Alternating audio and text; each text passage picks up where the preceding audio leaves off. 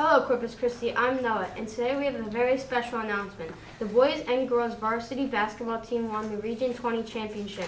Corpus Christi gives a special thanks to all the basketball players for all their hard work. In the football world, the Super Bowl is this weekend, as they brawl between Matthew Stafford and Joe Burrow. This will be a great Super Bowl. In the Hockey Nation, Flyers are almost last in the division. They need to pick up the pace or they will lose this season. On the court, 76ers are almost winning their division. Now back to you guys in the studio. Well, what's your favorite thing about teaching? My favorite thing about teaching, I guess, is I like watching the kids work in groups and watching them come together to find like one answer together. All the ideas, I like listening to the ideas, and I like watching them put all their opinions in. I think I like that best. Oh, that's interesting. Well, what's your inspiration to become a teacher? I had a lot of people in my life who were teachers, but I had one specific high school English teacher who was really good at what she did, and she made it fun to learn, and she really inspired me to do that. Her name was Mrs. Black. I went to Archbishop Bryan High School, and if Mrs. Black is listening, that she was my inspiration.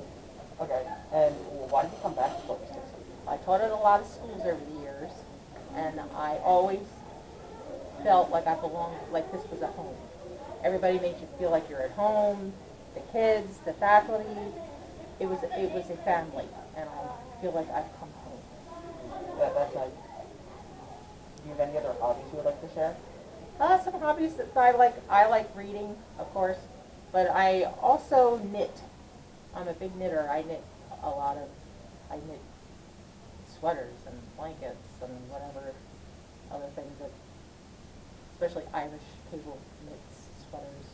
I do that for family and friends. That's cool. Thank you for your time. You're welcome. Hello everyone, I'm Addison, as you know, and today I am in the Honors ELA room with our new Honors ELA teacher, Mrs. Hayes. Mrs. Hayes, would you like to introduce yourself to everyone? Hello, my name is Mrs. Hayes. I've been teaching here now for 13 years. I first started out teaching 5th grade here for 9 years, and I then went on to teach middle school ELA for the last 4 years. Very good. So, what inspired you to teach ELA? Well, upon graduating from college, I took on an auditing position with a bank in the city of Philadelphia. And after being there for the year, the president of the bank invited me to dinner.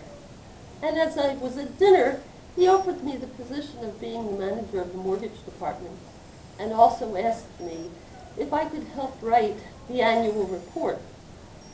He asked me if I could please do the whole lending section of the report.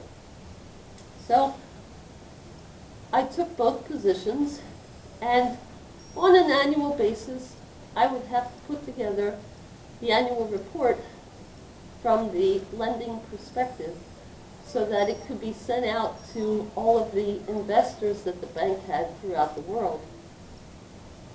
I did this for 21 years, and I really enjoyed doing this, and I decided to change careers to become a school teacher. That is a very long time. So, how long have you been teaching this subject again? Well, I've been teaching for the Archdiocese of Philadelphia for 18 years now, and I've been at Corpus Christi for the past 13. Upon coming here to Corpus Christi, I taught 5th grade for 9 years, and then Mrs. Lafferty approached me and asked me to take the middle school ELA position. After a couple of years, she had informed me that Corpus was going to begin to offer an Honors ELA program, and she asked me if I would like to take that position. And so here I am.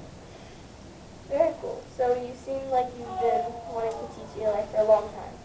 But what fun projects are you doing with your classes? Well, my students have written, illustrated, published, and presented their fables. They've had a chance to become actors and perform plays for a few of the younger grades. They've also created and or will create game boards based on the novels that we're reading in class. My 8th grade students, towards the end of the Civil War, had the opportunity to take on the position of being Abraham Lincoln and writing and delivering a State of the Union address. We're now getting ready to take on an opportunity to write a public service announcement that could in fact be aired throughout the whole nation. So we have lots of opportunities here, and I hope everybody is enjoying those opportunities. That's very cool. I'm glad I get to partake in all of these fun projects. And lastly, is there any other stuff that you would Wait, please. We don't use that language in my class. And I really have to tell you here that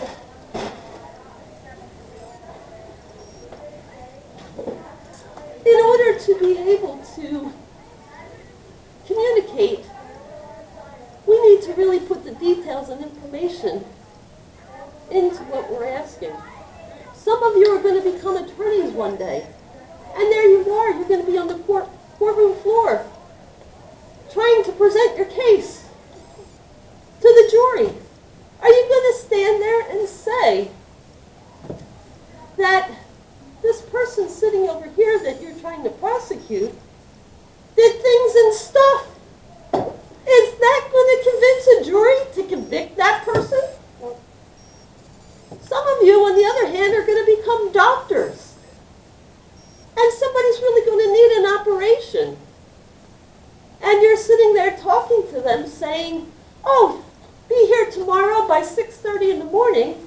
We'll start around 10 o'clock, and we're going to do things and stuff.